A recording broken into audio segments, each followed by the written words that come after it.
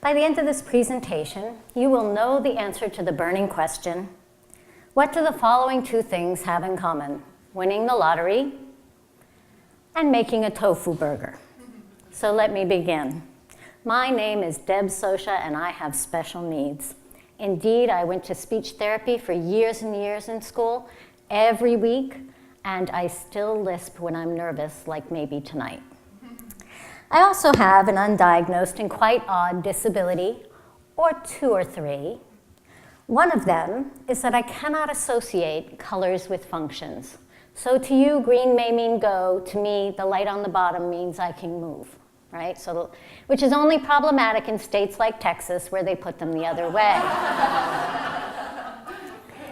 Not really as big a problem as my absolutely hideous sense of direction. Now, lots of people have a bad sense of direction. Trust me, this is very bad. When I was younger and there was no GPS, no cell phones, no Google Maps, I would have to call and say, what's on the corner? Are there any forks in the road? Give me a turn by turn. I'd get out a map, and if it was an important meeting, I would make my husband get in the car with me in advance and go with me on a trial trip. And I still got lost. So fast forward.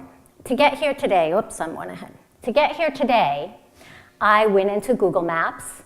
I pulled up Street View. I saw pictures of things that I needed to have as road marks. I got in my car, I plugged the address into my GPS, and it gave me turn-by-turn directions. And if by some chance I still got lost, I had my cell phone, and my husband is a walking GPS, probably by necessity, I could have called him.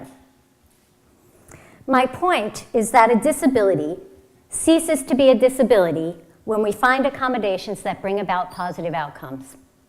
Spell check, voice to text, text to voice, text to speech, conversation builders, social stories, all of those are powerful tools for our children.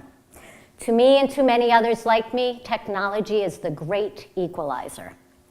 I will never be good at finding my way, but if I didn't tell you, you wouldn't know. And I get to be independent and self-reliant. I can leave my home confident. That is what technology does for our children. It increases their independence, it allows them to succeed, and it empowers them to take charge of their own learning. Now, I have two sons, and they have multiple diagnoses. They both have Tourette's syndrome, as do I. You can watch for tics if you like. They have obsessive-compulsive disorder and attention deficit. One son also has a neuropathic dysmotility, epilepsy, and expressive and receptive language disorder. The other child also has an essential tremor, and he's bipolar, and I could go on, and you get it, it's really complex. When they were born, I had the same dreams and goals and wishes for my children that every parent has, but I didn't get that dream. I did not get that dream. But because of who they are, my children have changed how I think about life, and they have entirely changed what I think is important. I wouldn't trade my life for anybody else's, despite the speed bumps we've had, because my children are awesome. My sons have taught me to be a far better teacher, principal, and person than I ever would have been. So this is the poem my oldest son wrote on his very first day of high school.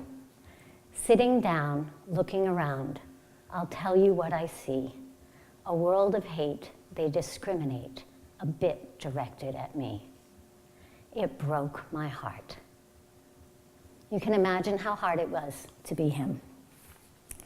Even though I'm an educator, special ed, math and science, and eventually an administrator, I was not always successful at helping my children to navigate the public schools. And sadly, sometimes the teachers and administrators were part of the problem. So I'm going to give you an example of that. One of my children bit his hands obsessively. It was an obsessive behavior. And he bit them and bit them and bit them until they bled. So he would drip on his paper and turn it in. I felt so bad for his teachers. It was really disgusting. But we discovered that if I gave him a piece of chewing gum, he would not bite his hands. Eureka, I've solved it. I ran to the school, we can figure this out now. Just give him a piece of gum. And they said, Mrs. Socia, you know that gum chewing is not allowed in school. So I had to go to a medical doctor and get a prescription for my son to chew gum. But it worked. But because of these experiences, I began to examine my own classroom behavior, and I didn't like what I saw. I realized that I was just as guilty of quick judgment and sometimes harsh words as the people who were supporting my children. It was a devastating realization. I had been teaching for 15 years, and I had never recognized it in myself. All the pathways I have walked as a child with special needs, as the parent of children with special needs, as a teacher, as an administrator, have led me to a place where I believe that we can and we must find ways to help every single child be successful. So I'm going to review with you a couple of the lessons I have learned over time. First, the disability never comes first. The child comes first. And a child is never sped. Enough said. Always try to make the least dangerous assumption. Dig deep. Don't assume a behavior is willful until you've dug a little deeper and asked some questions. Never ever fit a child to a program, especially an existing program. Fit that program to the child. Inclusion does not mean that every single child has the exact same experience, but rather every child gets what they need to be successful. Technology is one of the best tools we have to help our children succeed. Now to the answer to the burning question, how is technology like winning the lottery and making a tofu burger? Here's a short clip from a class of students that I supported through our program, Tech Goes Home, and we gave this young man an iPad. He is blind.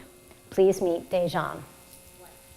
Using the iPad's like winning the lottery because it opens up the world. It's like, when you're a chef and all the ingredients you cook become like a recipe. And I felt that this is a recipe. And in 2 weeks from now, the iPad will be home to me and it'll be like making tofu burgers. And isn't he just the king of simile? So as a parent of children with special needs and as an educator, I just want to say that you have a hard job and it gets harder all the time. And I think you deserve to be revered and praised and thanked every day. So today I'd like to thank you. Thank you very much.